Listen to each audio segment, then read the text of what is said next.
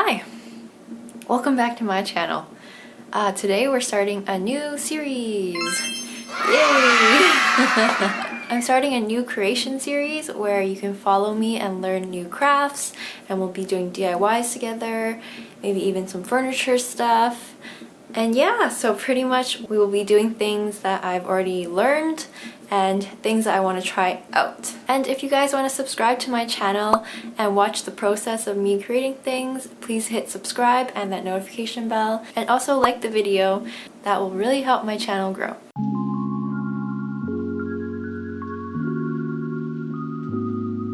In this video, we will be learning how to make macrame coasters.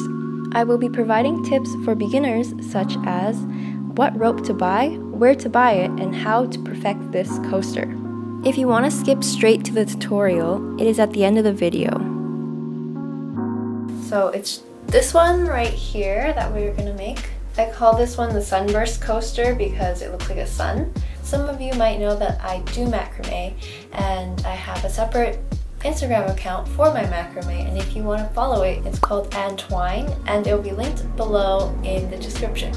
So this is a really good beginner coaster because the knots to make it are really repetitive.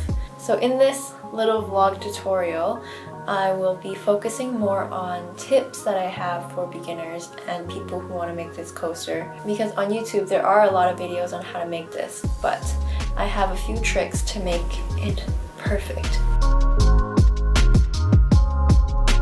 The first tip that I'm going to give everyone is basically refers to any macrame project. You need to think of the type of cord you're going to use for your project. So what you're going to need is 4mm single strand twisted cotton rope. That was really long. I'll probably have it written somewhere. So make sure it's 100% cotton and not a polyester blend.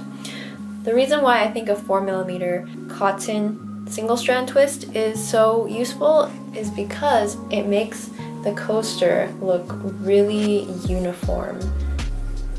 If you look at this rope here, it's a 3mm cotton 3-strand rope. So it has 3 of these strands, and then you have to comb out, which I can't even do. You have to comb out all 3 of the strands, which makes it harder. Plus the extra spiral look is not as uniform when they're together. The last one I'm going to show today is this one, which is a braided cord. So if you can see the design, basically the cord is braided, and in the center there's actually polyester, so it's not a full cotton rope. This braided cord is much more coarse and hard, so it won't be malleable enough to build this coaster. As you can see, it's even kind of hard to get it perfect on my finger, and there's no way you're going to be able to comb this out properly, and plus there's polyester in it, so it'll look shiny and different. Yes, that is my rant on cords. You're probably thinking, where do I buy the cords? Well, I buy some of my cords off of Facebook Marketplace. I also buy off of Etsy, and the braided cord is actually from Home Depot. Okay, let's get on to the making. So you're gonna need 175 centimeters for your holding cord and 4 100 centimeter working cords. So you're going to take one 100 centimeter working cord and lay it out on the ground, as I did here, and take a second 100 centimeter working cord and make a cow hitch knot. And this is for all my 90s babies and people who existed in the 2000s. If you've ever strung a cell phone charm to your flip phone, this is the exact same knot. So to show you slowly, take another 100 centimeter cord and place it underneath the horizontal working cord. You would make a U shape on top to form a pretzel. And then you would pull the 2 strings underneath over top of the loop, and then pull it snug and tight. Take another 100 centimeter cord and place it underneath, make a U, and pull the bottom through. The knot is quite simple and pretty nostalgic, very 2000s cell phone charm. Now you will have to measure out your 175 centimeter holding cord with your other cords that are already attached. Once you have found the length, then you can do a cow hitch knot to attach it on like the others. So as you can see, they are all the same length aside from the long holding cord, which is the second rope from the left. Now take the loop and string the end through it.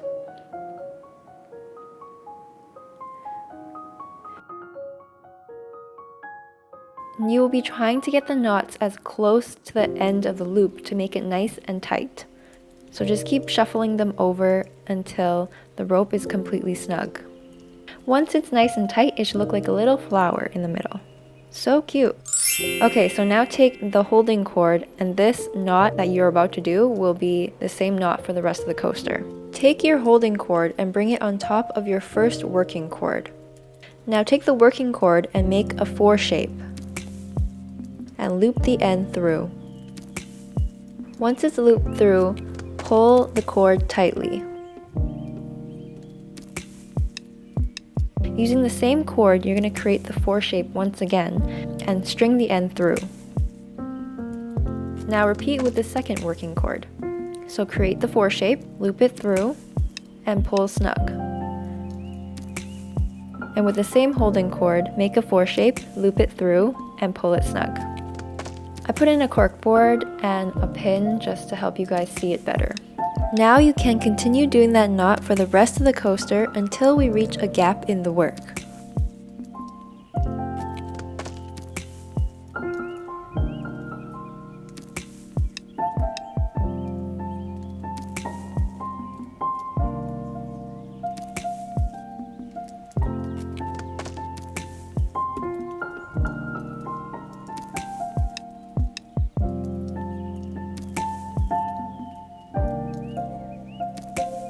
Once you've reached a gap, you'll need to pull out your yarn of cord and measure it along the last working cord you used.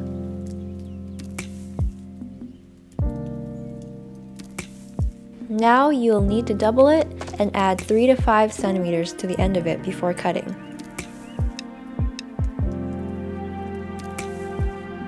Make sure the cord is even on both ends and string it through the holding cord with the cow hitch knot.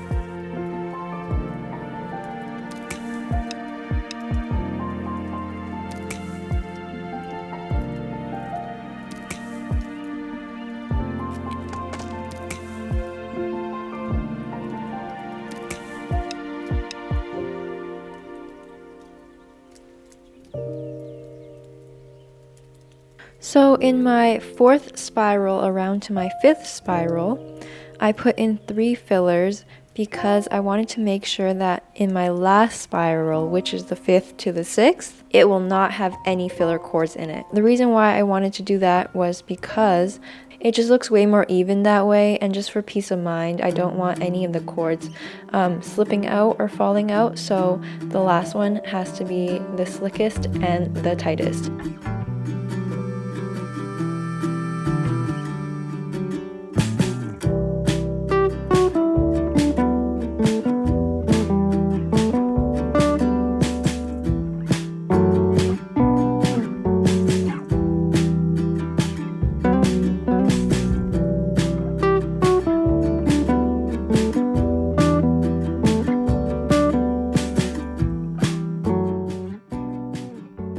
This is the final result of our knotting process.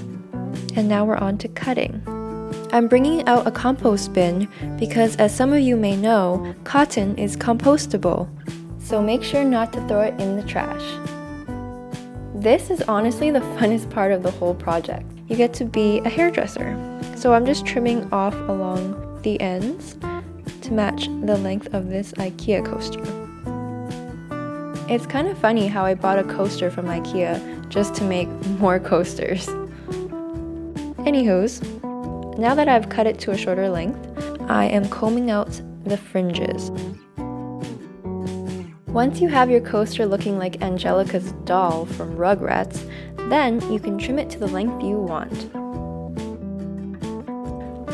Also, don't worry too much about how circular your coaster will be, because every time I do it, it's not perfect, and that's what's special about handmade items. Also, if you can cut a perfect circle, you're either like a genius or maybe like a psychopath or something. I don't know. And then I flip it around to the other side and do the exact same thing. My goal is to trim off those extra little wispies that got away on the other side. Ta-da! There's our coaster, looking nice and combed out and super happy. Thank you so much for watching my little tutorial. It was really fun filming it for you guys. I will definitely be doing more macrame in the future. If you liked what you saw, please like the video and subscribe to the channel. Alright, see you guys! Bye-bye-bye!